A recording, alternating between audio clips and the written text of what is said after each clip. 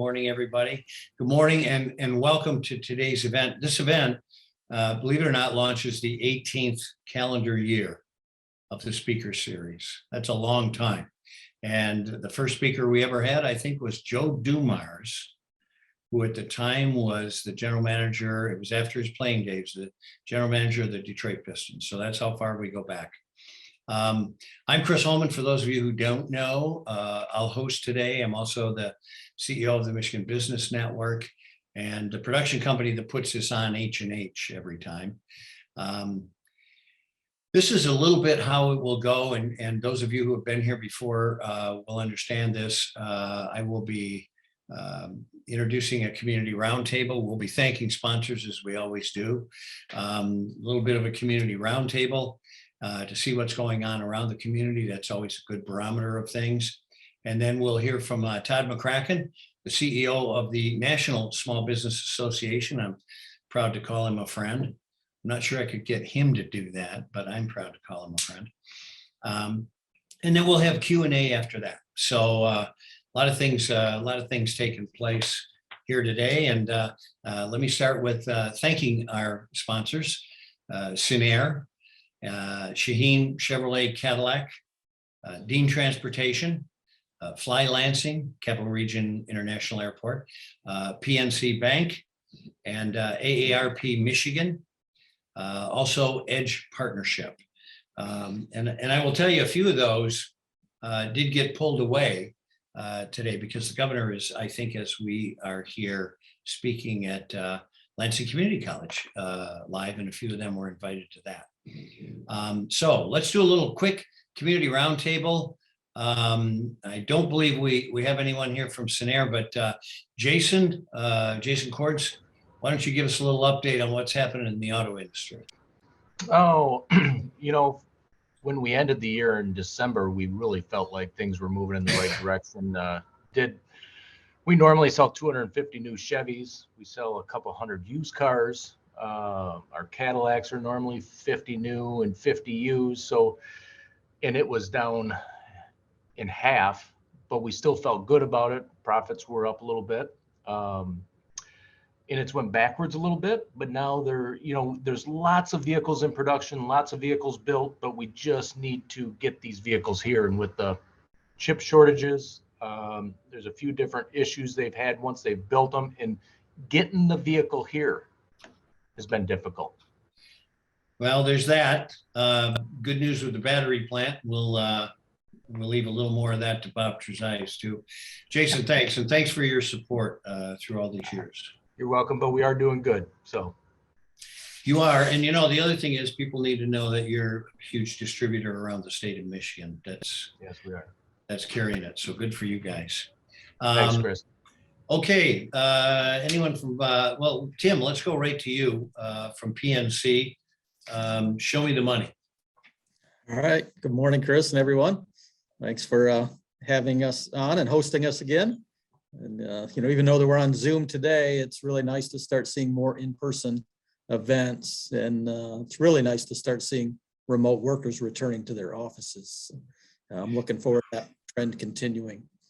I thought I would just hit on the economy in our region. It continues to do well for most industries that we see, although all of them kind of have the same themes. And for those of you that were on the early networking chat, the comments that Jason and Carrie made, supply chain, shortage of talent, inflation are all themes that every industry is really wrestling with right now. In regard to inflation, PNC, we would expect the Fed to start moving rates up in their March meeting. Still debatable whether that's 25 basis points or 50 basis points in that first meeting, but we would expect short-term rates to be up probably 1.25% to 1.5% by the first half of next year. Volatility is going to be with us, unfortunately. Whether it's events like the Ambassador Bridge protest, it's Russia-Ukraine conflict, it's still COVID. So the economy and the markets are going to remain in flux and move with some of those events up and down.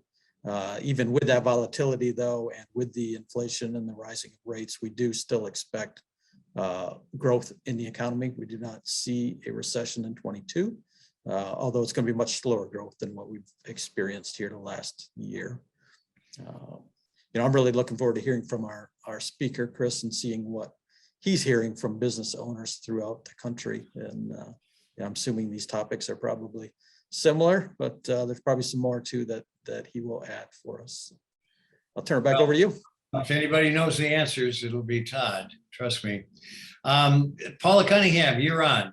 AARP.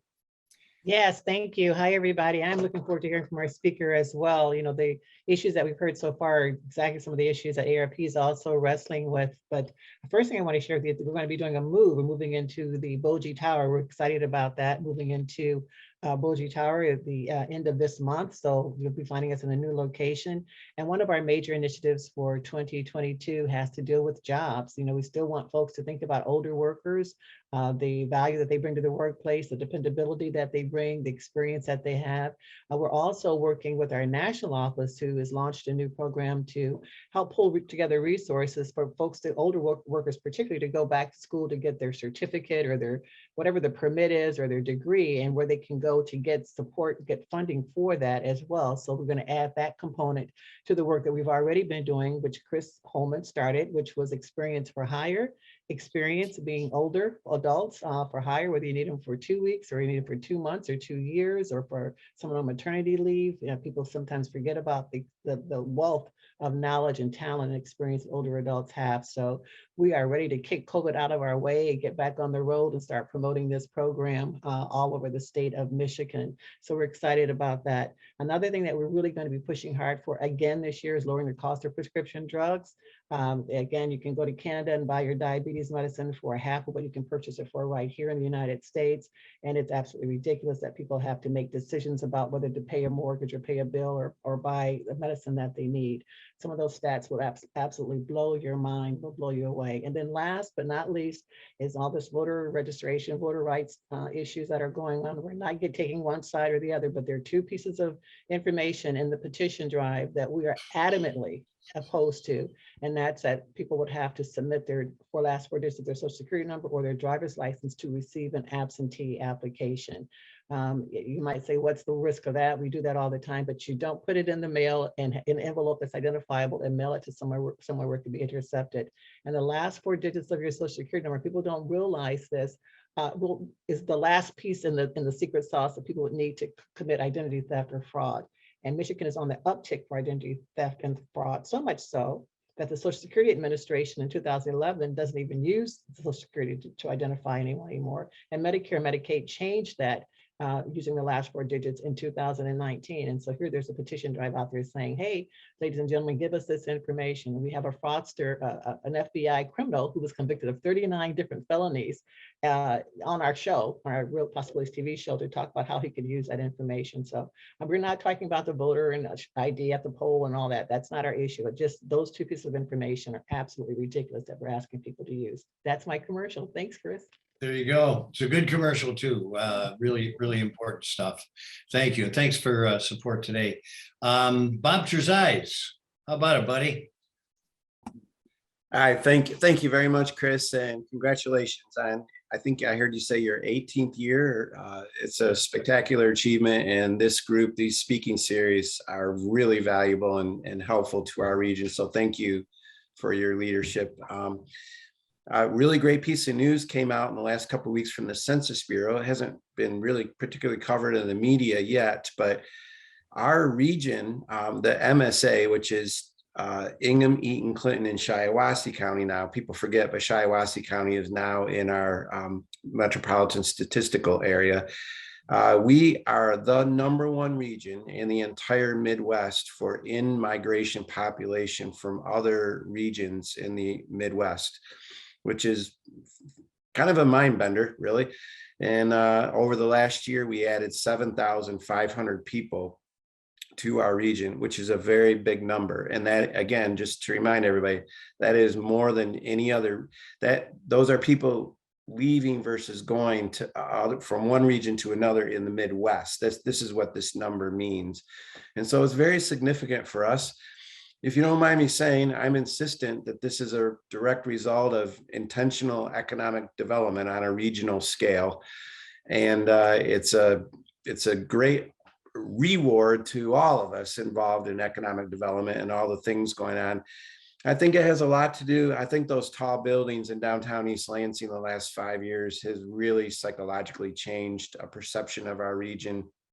I think our efforts in economic development, maybe in particular entrepreneurialism and placemaking, but we're a more attractive product for graduates of MSU to think about staying here, choosing to stay here rather than leaving. We know statistically that there has been a substantial swing from graduates of MSU leaving the region versus staying.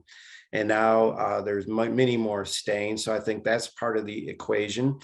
I also think we pitch ourselves around the world constantly as Goldilocks, that we are, I used to dread being named the #1 most affordable housing, area in the country, because I worried that another way to interpret that meant that we're poor. And, but now I think we've reached a better balance where our very much relative affordability with housing and other issues, no commute, and yet we have big city feel, jobs, corporations. We landed McKesson, we've landed the GM battery plant, Glambia up in St. John's, TechSmith's new headquarters, software, McLaren Hospital going up, Sparrow's announcement. You guys know the whole story. I mean, there's Amazon's 1 million square foot plant being built. I mean, there's just all this momentum. And those are thousands and thousands of jobs, which we are not going to be able to fill here locally. That is not realistic. Those jobs will be filled. And those people will be commuting and or moving, or commuting and beginning to fall in love with us and get sick of an hour commute twice a day. And, they're going to move here. So I think there is something quite substantial going on from a measurable perspective in our region, real quite substantial growth. It should be good news one way or another to everybody on this call who's interested in more students, more tax revenue, more customers, more buyers, more companies. Competition, frankly, in the wage areas is a good byproduct of this as well. So I'm super excited, and I'm just thankful to everybody for working so good regionally and making something like this happen.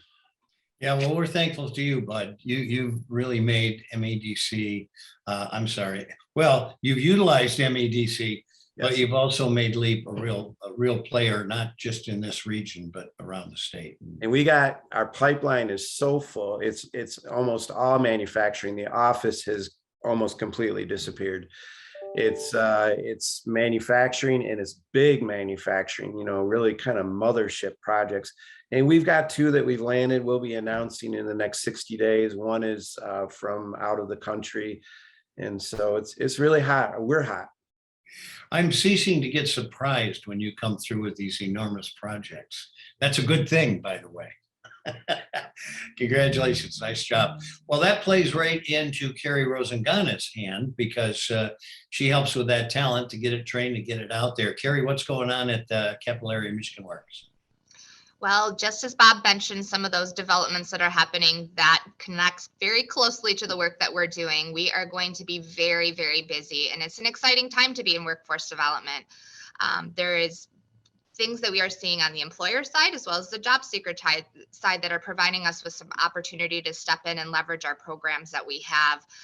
One thing I think that might be worth noting here especially is that the Going Pro Talent Fund is an annual award that is given to businesses across the state to help them be able to train and upskill the talent that they have. Last year, our region, our Tri-County region of Ingham, Eaton, and Clayton counties received $2.5 million. This year, we received over $4 million to help support those employers within our region. It's the largest amount our region has ever seen for awards, and it's going to provide an opportunity for us to directly impact those workforce that we currently have, as well as what we're going to have for the future. And it's really going to be an opportunity to help support some of those businesses that are moving here to our region and make sure that we're leveraging those federal and state dollars to get the talent pipeline ready to meet what the demand is going to be looking like in the future, as well as right now, because we know right now there are very many shortages that we're experiencing across the sectors, and we're trying to make sure that our services are available both virtually as well as in person still, to make sure that we're meeting employers where their needs are at. So we're really encouraged by all of the opportunity. There's a lot of grant programs that are out there right now for workforce to help us be able to expand in ways that we haven't before and to be a little bit more innovative, which is always something that I look for creative purposes here. And I think it's going to be something that's going to be really exciting for the region in the days ahead to report out on for success. Yeah, well, I'll tell you what, you're another one of those that brought great leadership, and I've never seen someone who was really good replaced by someone who is really good. That was. I'll take that as a compliment. Thanks, Chris. It's an absolute compliment, because that transition was so fluid, and you've done so many creative things. So congratulations on that, and thanks for helping in this sector. I want to say a few words very quickly about the airport, in that the airport has growth potential. Nicole Noel Williams, who's the new director out there, has done a tremendous job of not only planning, but getting that face out in the community again, starting to sell tickets instead of tell people we've got a place to buy tickets. It's pretty incredible. And I think you're going to see some amazing things come out of that organization as well. So by way of housekeeping, if you lose your connection to the event, you can rejoin using the same unique link that you used to join initially. You can also join by going back through Zoom, and the meeting ID is 815-3929-9544. And the passcode is a little unique this time. It's a small R4, small Q, capital K, small C, capital O, 6-8U. So with that in mind, if you lose it, the easiest way is go right back to the link. We packed a lot of great information into today's webinar, and if you want to ask a question, please post your question during the discussion in the chat on your Zoom, or if something comes up later that comes to mind, please email it to Sarah, S-A-R-A-H, at michiganbusinessnetwork.com. We'll do our darndest to get that question answered. And in addition, we'll share your questions and answers with our entire audience, and also post them on our website. So again, if you lose that connection, you know how to do this. I also want to say this, and that is that we found out a long time ago that we not only stream, but we also podcast. 95% of the people who visit and utilize our information do it through podcast. We stream because the 5% have been there a long time and they're used to it, like they got used to radio. The same happens in these. And I know that everybody who's throwing Zoom meetings knows attendance at the Zoom meeting is down.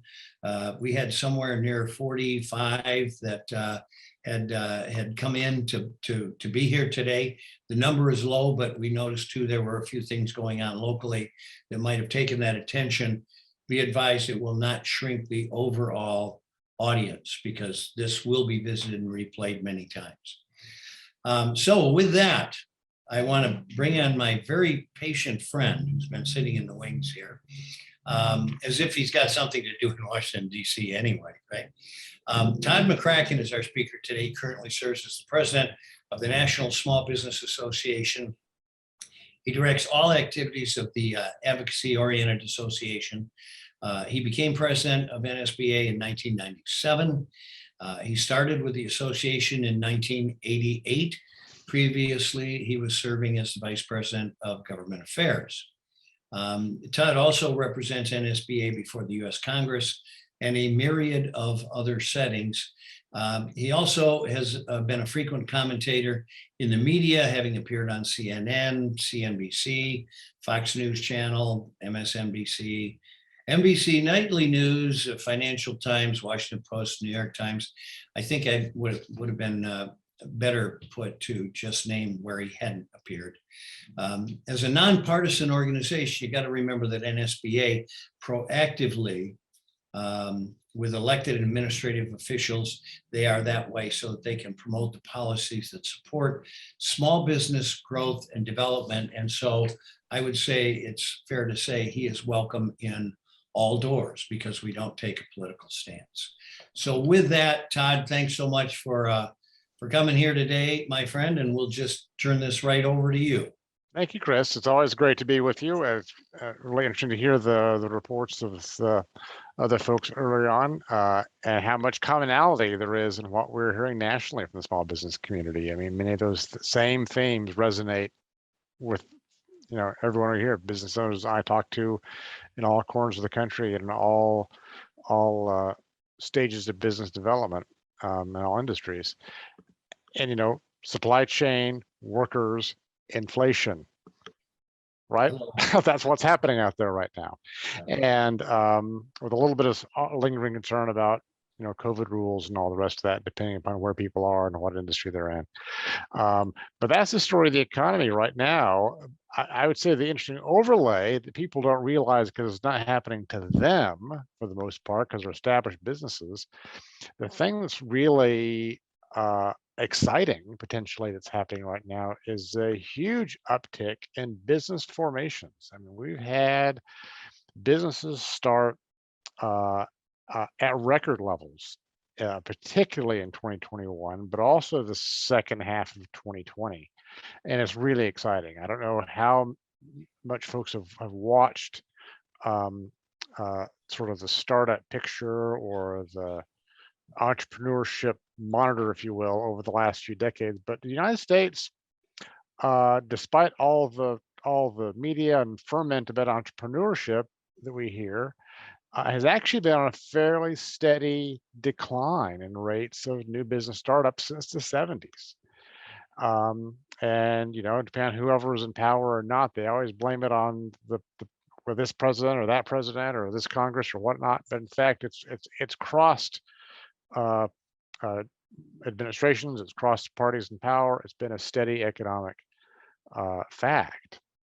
Well, the last couple of years, that has reversed. Now, I think the thing we all have to watch is whether that's going to be a short-term thing, or whether it's going to be a significant blip. I mean, you know, I start as a skeptic, and I always see these numbers and think, well, yeah, maybe we think they're new businesses, but really they're just a bunch of people who got laid off and now they're independent contractors and they look like businesses, but they're going to go right back into the workforce when something else turns up.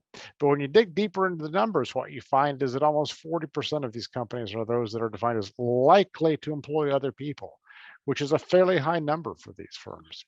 And there are other indicators too that suggest that these companies are real companies likely to hire other people and really grow. So it's, I think, potentially very exciting for our economy and a silver lining that can come out of all of the economic dislocation that's happened the last couple of years.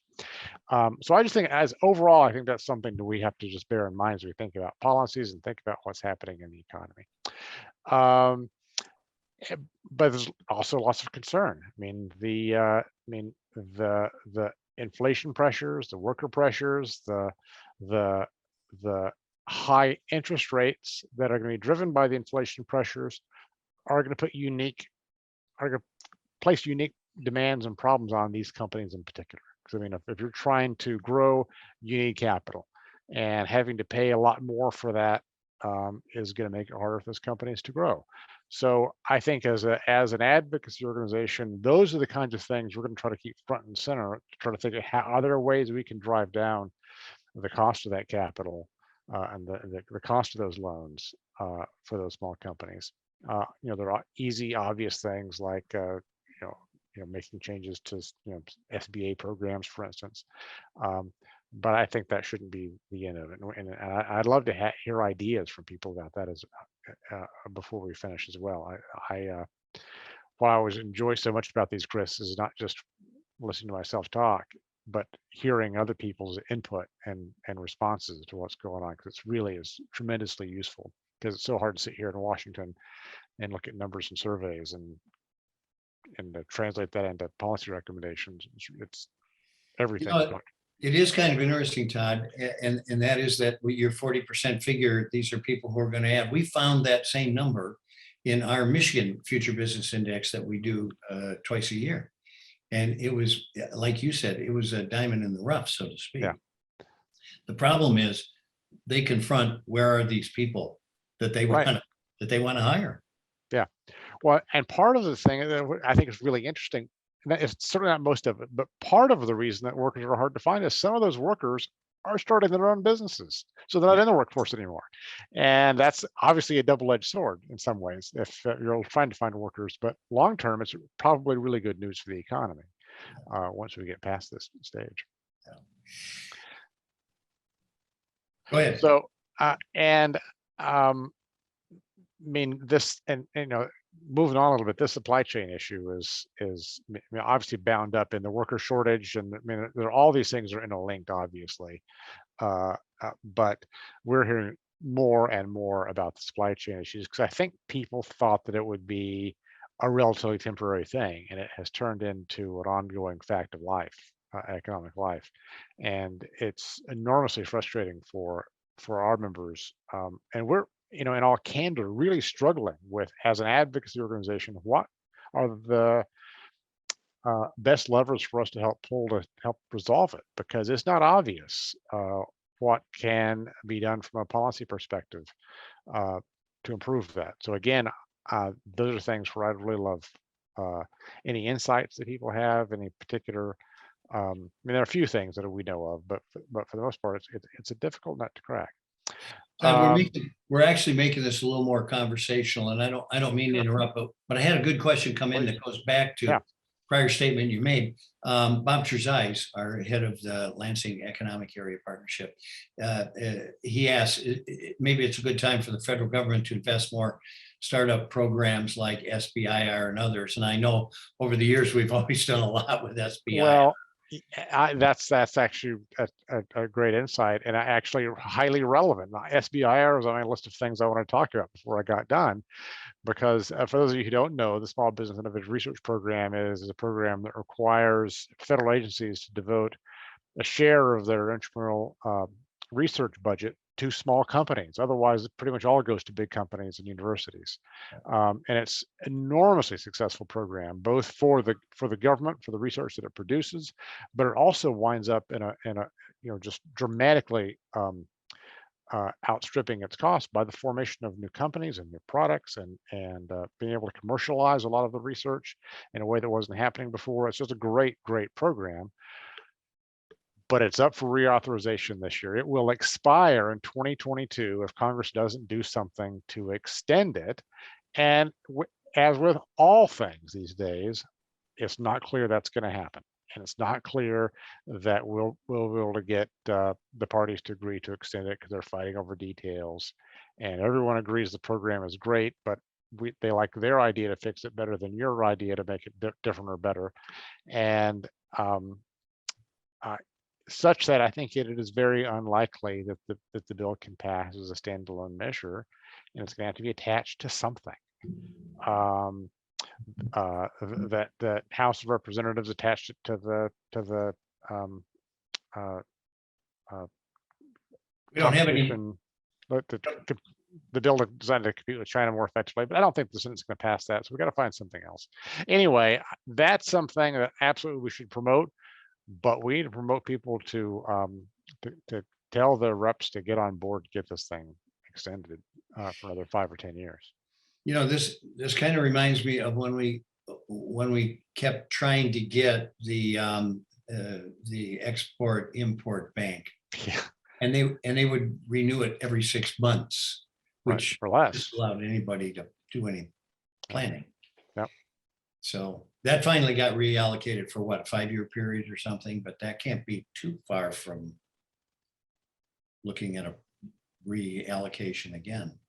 Yeah, I actually, you caught me in a moment. I don't remember the date it expires. It's at least a year out, but I'm sure that'll be a fight again, because everything is a fight these days, because everyone's looking for some advantage for themselves or to deny the other party a chance to have a victory, when in fact with something like SBIR, the victory is for the small business community. They all claim to support and want to help.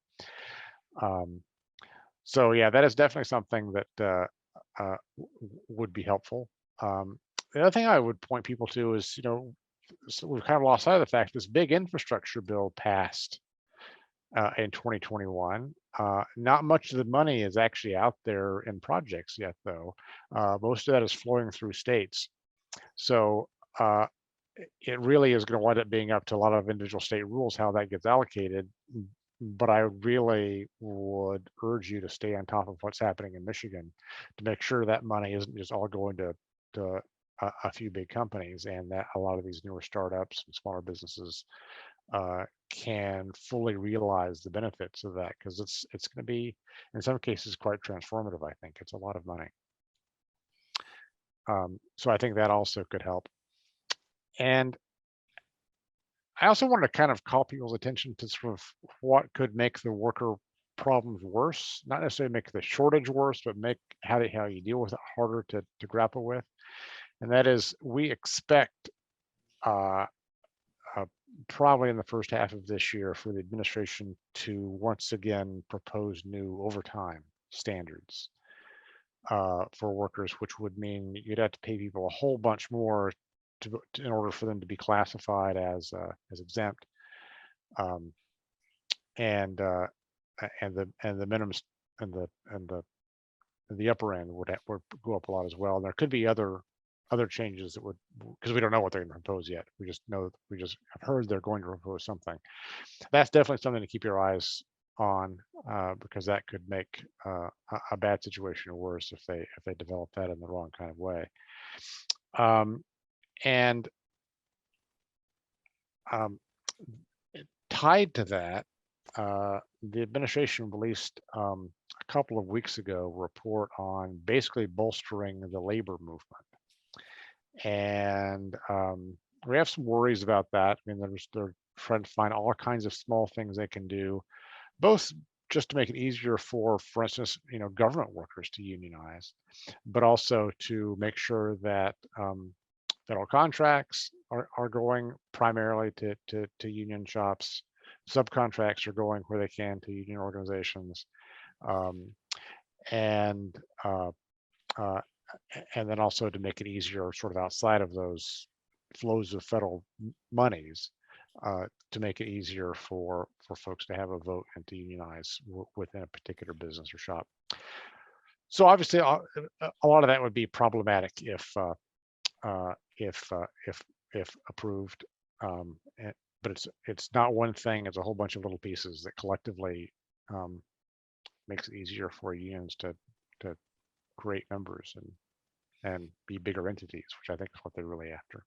Along those lines, Bob is still on. First of all, he didn't realize SBIR was coming up for reallocation. And so we really have to talk to our legislators about this. Yep. This can't happen. But he says our state, Michigan, has only spent 16% of the AARPA monies. And, everybody's sitting there wondering, well, if we have all this money, do we go down there periodically and look at it? I mean, how much good is it doing right. Sitting in there? We're one of the lowest rates in the nation for spending that money. Mm-hmm. And there's a deadline, right? Otherwise, it has to be returned to the feds at a certain time. Yep. So anyway, he wanted you to be aware of how poorly we're doing with that money. And we may have a similar circumstance here in the state of Michigan in that getting things done legislatively. We've got party opposition, same type of thing. So it's not just you in DC, Todd. Don't think it's just you. I don't think it's me. And it used to be that the philosophy was, well, nothing happens in Washington, but when you get government closer to the people, it's more responsive, and we should, send more of the money to the states and localities because they can allocate it in a way that's makes better economic sense and isn't just all balled up in politics. And that is increasingly not the case anymore in state after state. So this is where you want to go, but I don't think of the conversation, but we really have to get to some place where we can have some kind of political reform, because all this just can't go on. We may not want to go there, but we're going to be forced to go there. Because when you can't get things done like this, allocating this money, Yeah. it's injurious to our competitive circumstance. Oh, absolutely. And any one member of Congress, for instance, or the state legislature would probably tell you the same thing. That, gosh, this really has to happen. But then when push comes to shove, they're all like, well, but it needs to happen my way, not your way. Yeah. And they can't get it done. So another question came in, the NSBA is a watchdog for our small business community. Oh. Can you highlight some things that your association has found out about, fought for, and help protect business from unintended consequences? 4 years ago, I would have jumped all over this question, but I've been kind of a little out of the loop where you are. There is a tremendous number of things that you guys do that small business never even realizes was to their benefit. They don't. I mean, we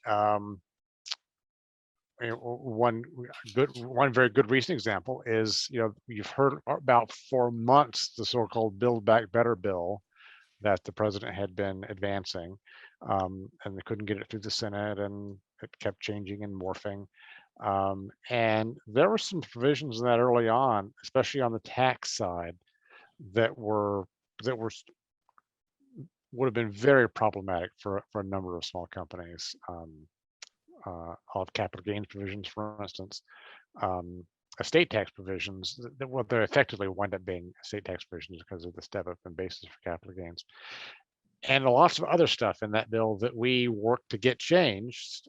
We thought the bill was going to pass, so even the whole bill's not going to pass. But I mean, that kind of thing, if it had passed, you would have seen a lot of very significant things that I think we were significantly responsible for. One of the things that happened a couple of years ago that I'm most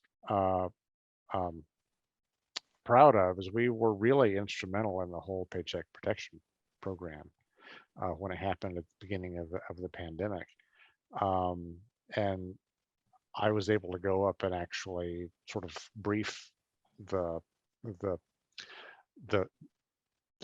committee that was working on developing that bill, the sort of the small business piece of the bill, which was the heart of the overall package, which what became the PPP program. And the message that we conveyed to them was the urgency of the thing, and that we can't let the perfect be the enemy of the good, and the ultimate good for the small business at that moment in time, looking back to March 2020, was that something had to get out the door. It had to get out the door now. And I think they really heard that message, because they were beginning to sort of sink into this morass of of indecision and worry, as has been borne out, right? Because there has been a certain level of fraud. There's been mismanagement of the program. There's been all the things that people could have predicted would happen, and that we knew would happen, right? And they were beginning to get swept up in, oh my gosh, we're going to get blamed if this happens. It's going to be bad press back home. It's going to hurt with my reelection.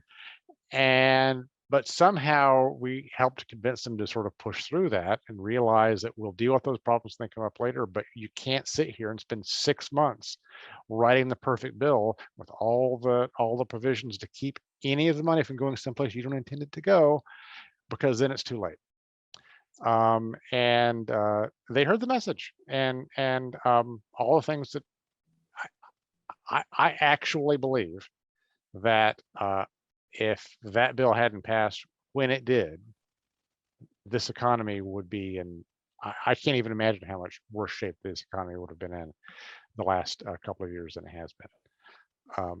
So that's one thing I would point out. We were the only small business group in the room talking to the senators that day when they finally decided to do it. I have to tell you, it's amazing the stuff that you ward off at the committee level, and nobody ever knows about it, because that's not just public knowledge. Nobody covers that in the media or anything.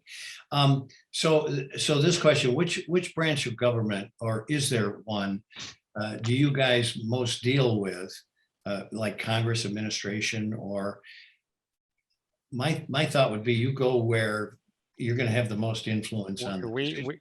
we run to where the fire is, Yeah. or who we think can help us. Yeah.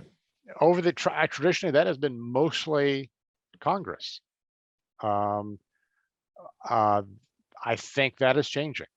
I do think that so much of what affects small companies is in the interpretation of the laws that are already on the books, new things that are happening through executive action. So I do think more and more of our work is at the agency and administration level than it traditionally has been. Do we have an advocate presently at SBA? We don't. We have not had a presidentially appointed, Senate confirmed chief counsel for advocacy at the SBA since 2016. Yeah, I was going to say, I'm trying to remember the last one that I knew, and I'm not sure he ever even got approved. Yeah, there was a fellow named David Tryon from Ohio who was nominated by President Trump, and never approved by the Senate, even though the Senate at the time was in Republican hands. And this president hasn't even nominated anybody yet. Yeah, interesting. So would you explain a little bit about that? Because I think most people would say, well, it's the SBA, it's the Small Business Administration. Why does small business need an advocate, right? Yeah, but they do. And the chief counsel for advocacy was created in the 70s. That's another thing. We've been around for over 80 years advocating for small companies, and that office actually was the idea of our organization and one of our predecessor organizations. And the first chief counsel for advocacy was a former past chair of this association. So we've been tied to that office for a long time. But basically the idea was that the SBA was designed as a programmatic thing, right? It did lending and training and all the things that to this day we know that the SBA does, although in really very different forms today than it did back then. But it didn't do very much actual thinking about the policy implications of what was happening to the small business community, and serve as a real advisor to the rest of the administration and to Congress on that. So this office was created, and it's one of its precepts has always been that while it's within an administration, it's appointed by a president, but that it is to function independently, and to not just be an organ of the administration. So there are many times when an administration will propose a new rule or regulation, and the Office of Advocacy at the SBA will come along and say, you know what, either that's a bad idea for small business, or here's how we ought to change it. And one of the primary functions of the office is on the regulatory side, and this is where they have resources and insights and abilities that the private sector often doesn't. There's a law that we helped get passed many years ago called the Regulatory Flexibility Act. And what that does is it requires agencies, when they're promulgating a new rule, to look at it and say, okay, is this going to have a significant impact on small businesses? And if so, are there ways we can change the rule, modify the rule for those small entities that makes it easier for them to deal with while still achieving our ultimate goals? And when we passed a law that says they have to do that, that law never had any teeth. They didn't actually have to do it. But we did a couple of things a few years later, which basically made the chief counsel for advocacy at the SBA sort of the overseer of that. They actually now do comments that the agencies have to listen to, and there's judicial review, so we can actually take them to court if they don't follow the Regulatory Flexibility Act. They don't consider the impact on small companies, and if they don't listen to what this chief counsel for advocacy has to say. The nice thing, though, is while the chief counsel has this hammer, they also, since typically they are appointed by the president, the same president that appointed the secretaries of the agencies that are promulgating the rule, they're seen by those folks as sort of playing for the same team. So they have an ability to go in and work with the agencies and talk to them on a candid basis to sort of shape these things from the outset. So it can be a tremendously valuable asset for small companies. And as you say, there are all kinds of things that happen because have happened because of it that you never see. You never know the bad thing that didn't happen, right? But when there is not a permanent Senate confirmed, presidentially appointed head of that office, and there's just a career civil servant who's serving in an acting capacity, as there has been for most of the last decade, it doesn't have that same force, right? Those agencies don't see that person as someone they need to deal with or talk to. That person typically is more conservative, not in a political sense, but conservative in the kind of things they take on, the kind of waves they're willing to make. So it's just a very different dynamic, and we've always thought that that office needed to be one of the first things the president addresses, but inevitably it's one of the last. All right, so are there any newer ideas coming out that you're aware of addressing the talent gap? Is there anything coming forward? Everybody talks about they're working on it, is anybody proposing anything? You know, the things that exist out there are not things actually that will do much to develop actual talent. I mean, there's a lot in the Build Back Better program, if it were to pass, that would create, as you know, childcare opportunities and basically make life easier for workers so that they can be in the workforce. So some of those things could stand to help. But in terms of the actual development of the workforce and bringing the skills online, and or bringing folks into this country who can do those things and fill gaps that we currently exist right now, I gotta say the honest answer is no. There's not a lot of prospect for that happening at the federal level. Well, because we strut and fret about it here, and a lot of us are saying immigration reform has to be in the offing. I mean, it's arithmetic for us. We just aren't having enough babies to replace the ones retiring. Well, yeah, it's just the reality of this new economy as well. I mean, we're sitting here on Zoom. Now, most of the people who work for me now aren't in my office now. They're someplace else. Yeah. And it's no longer really because of the pandemic. It's more because we did that and it worked. And so we're still doing it. And there's nothing about that stops at the US border, right? So if the workers don't come to us, inevitably, and now more than ever, we're going to go to them. I agree.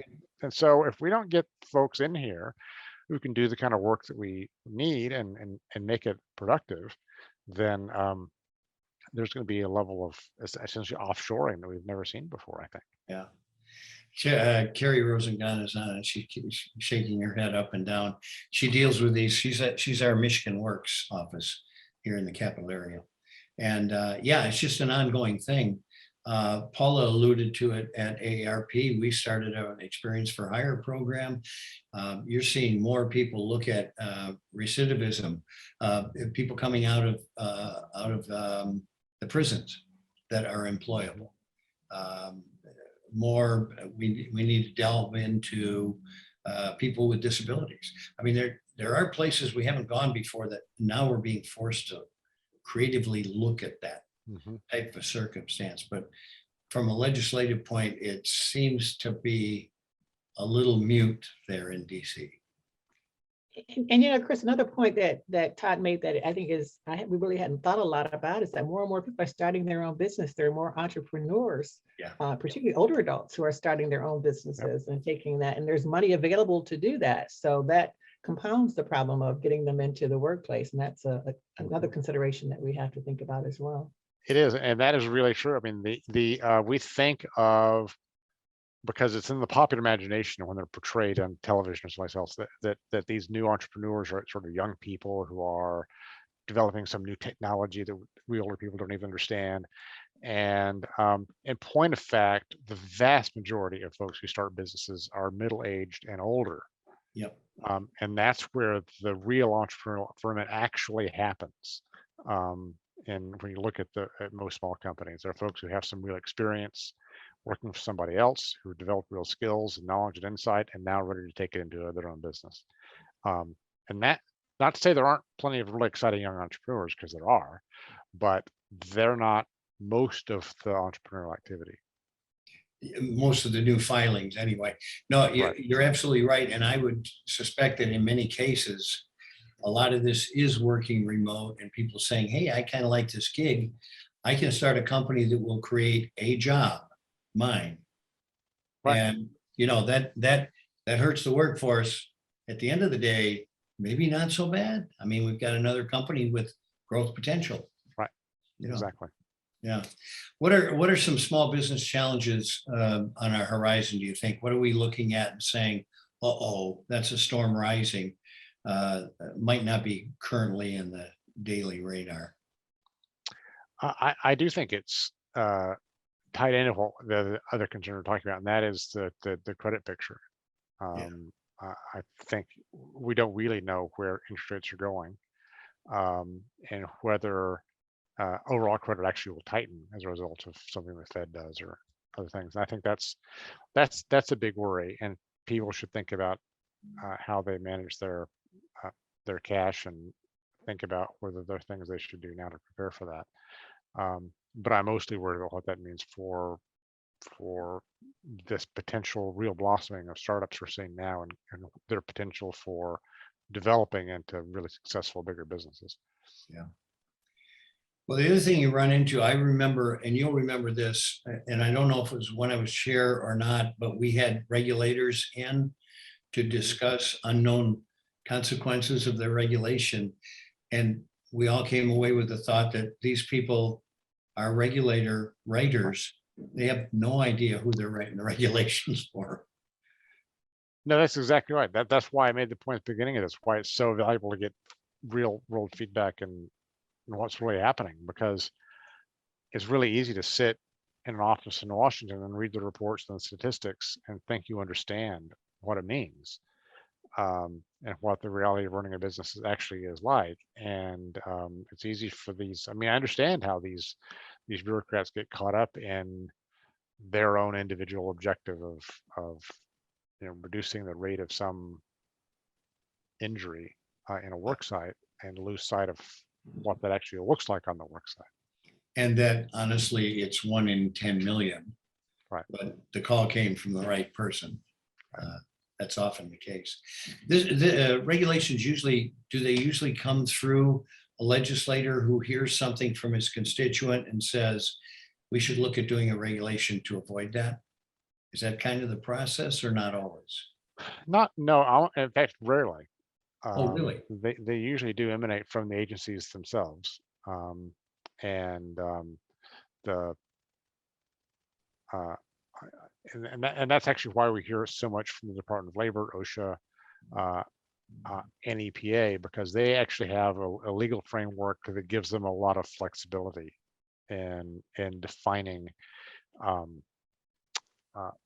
new rules they can develop within the legal structure that Congress has already passed. Other agencies are often a little bit more constrained in what they do. Okay. So this question, I know you'll remember this, but I was part of, and so was NSBA, of fix the debt movement, right? Yep. Well, so we fixed it, all right. We like so is the national debt and the federal deficit, Todd, are they at a point now where, exclusive of PPP, because that's what added a lot to the national debt, are they in a position where they're going to start choking small business? Well, they clearly are not now choking small business. Right. The question is, when will that start? And I didn't mention this when I was talking about interest rates before, but part of the reason that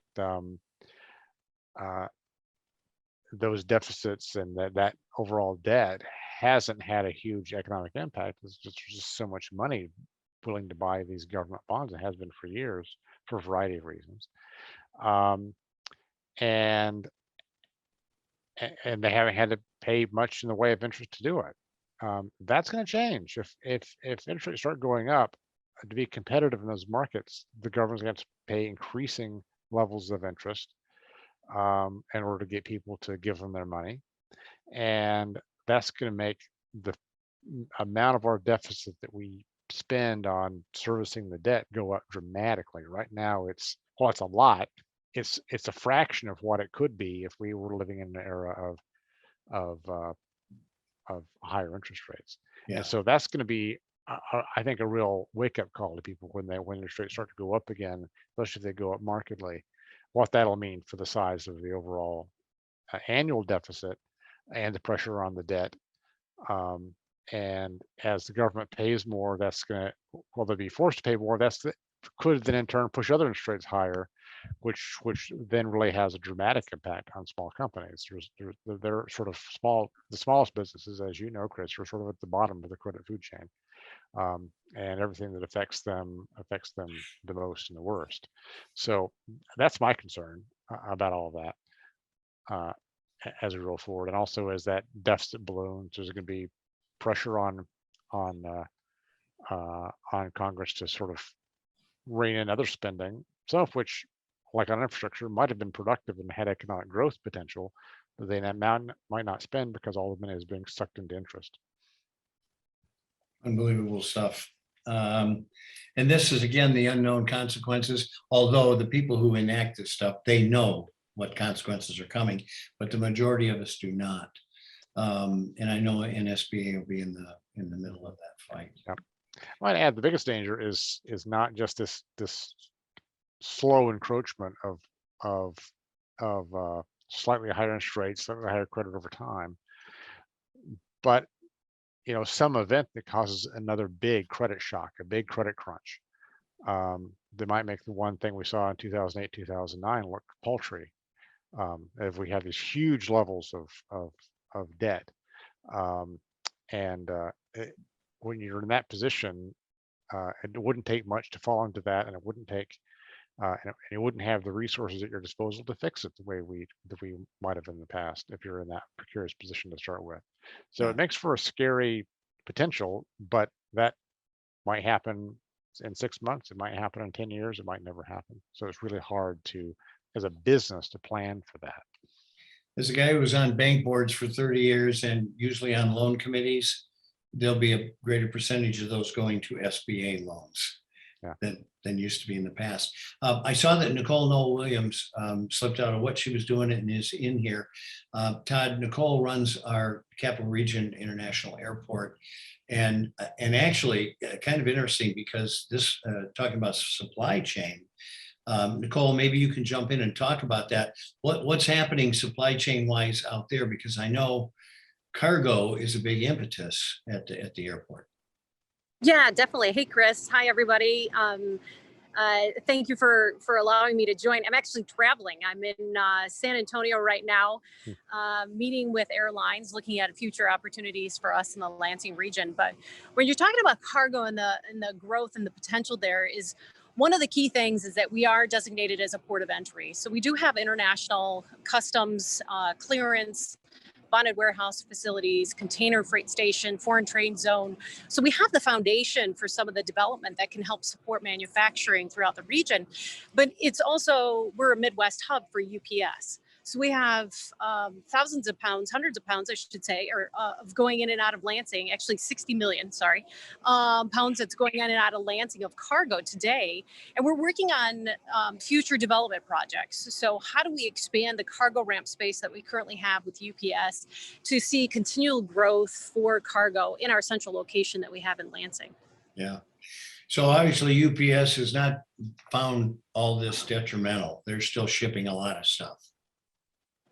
Yeah, definitely. It's UPS is in and out of operating. We've got 230 employees that are based in Lansing supporting the UPS operation. But with the ramp expansion and opportunities that could be tied into Amazon, right? They've got that 1 million square foot facility just down the road, and that's in the process of being built. So how can we at the airport help develop and support the infrastructure necessary so we can see continued growth? Excellent. Hey, thanks for jumping out of your meetings there. I appreciate it. But come home with some new airlines, would you? working on it. We've got to continue to support what we currently have so we can see opportunities for growth. So that's my main message. And for folks that are still looking for some vacation, the Cancun and Punta Cana flights are doing extremely well this year. There's still some seats available, but man, the Cancun, we're at 90% load factors for the entire season for Cancun. So that's great news. But there's still some seats available for Cancun and Punta Cana. So thank you, Chris. Great All to of see a everybody. sudden, 90% of the people on the call are thinking of the booze cruise right now. I mean, we should talk. Okay. You got it. Thanks Thank you, for Chris. jumping on. Thank you. Yep. All right, there you go, Todd. See, no supply chain problem, right? We're still moving all kinds of Yeah. shit here. Excellent great. stuff. Well, Todd, are there any closing comments you want to make? Anything that you hadn't mentioned that might be worth, I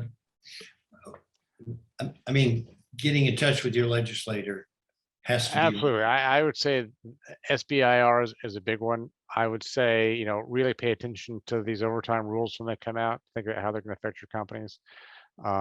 And just continue to make clear all the worker shortage pieces, because I do think there's some stuff they can do there. It's, in all candor, as I said before, it's not on their agenda, but it should be. And I think it could be if we make enough noise about it.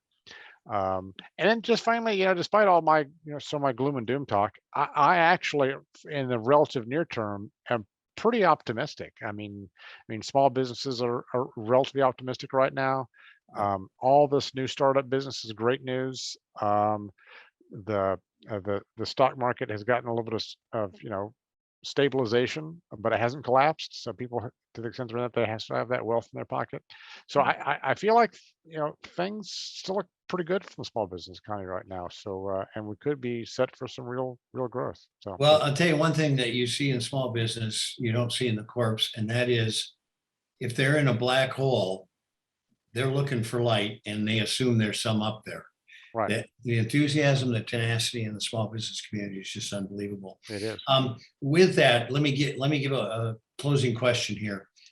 Any of the big corporations, are they swallowing the square of the pie that small business has always had to swallow? I mean, are they taking a bite out of the problem like we're always forced to? All right, now which problem? Well, yeah, yeah, that's exactly right. Well, I would say when you're looking at legislation and, we always know that the big corporations are at the table when they're proposing that sort of thing, writing that sort of thing, and we wind up a lot of times on the disadvantageous part. I think that is all too true for a couple of reasons. One, sort of the PR factor of having sort of these well-known big company heads come into town and talk to legislators. They swoon a little bit. But also, one of the hardest things about leading a small business community is small businesses don't always see their company as their first priority. They are citizens and people who are concerned about their communities and overall public policy choices. And bigger corporations really do tend to focus on what their company needs, and they focus on that and they go get it and they're done. Yeah. And you can't blame them for that, but they're much more single-minded in their advocacy efforts than the small business community is. And that's both one of our greatest, rewards, but also a struggle sometimes in getting our agenda passed. Well, they're all in uniform. Sometimes they're marching in different directions. That's the major problem. Well, Todd, I want to thank you so much for your time, for being with us, all that stuff. Keep up your good work. I mean, I've been fortunate enough to see firsthand everything you do, and it's pretty phenomenal. Well, thank you very much. I really appreciate the chance to be on and talk to you all, and I hope we can do it again soon. We'll look forward to that. Well, I think you're going to be a regular guest here, by the way. Sorry. Okay. Thanks, We'll talk Todd. then. Thanks. Appreciate it. See you later. We want to close out by thanking all of our sponsors, Cinnaire again, Shaheen Chevrolet Cadillac, also Dean Transportation, Fly Lansing, the Capital Regional International Airport, PNC Bank, AARP Michigan, and Edge Partnership. So thank you to all of our sponsors. And as always, thanks to all of you. If you'd like to go back and review Todd's presentation, of today's discussion, which was really interesting, I thought, and I really liked the format. It was almost more discussion oriented than it was presentation. So if you want to send some feedback on that, the format, that might be worth hearing about too. You can watch this video. It's going to be posted in the next few days. His presentation is also going to be made into a podcast that you may listen to, and a number of people will.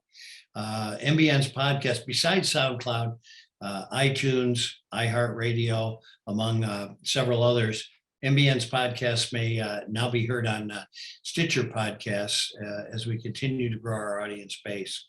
And so we're getting very good recognition, very good profile, and expanding. So don't forget to get the MBN app to stay in touch with our stream and link to our website with a dozen new business stories each weekday. Thank you to the MBN team.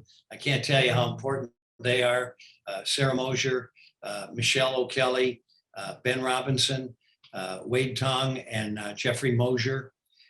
Stay tuned. The next MBN event put on by H&H as we finalize our roster speaker series. There will be one in April, and that will be one of the 2 business sports luncheons. So that one will be live and you can attend in person. In the meantime, again, I can't tell you how much I appreciate you being here and helping me disseminate, which I think is very important information to our business community. So thank you for that help. And from all of us at the Michigan Business Network, have a great and very prosperous month. Bye-bye. Thanks, Chris.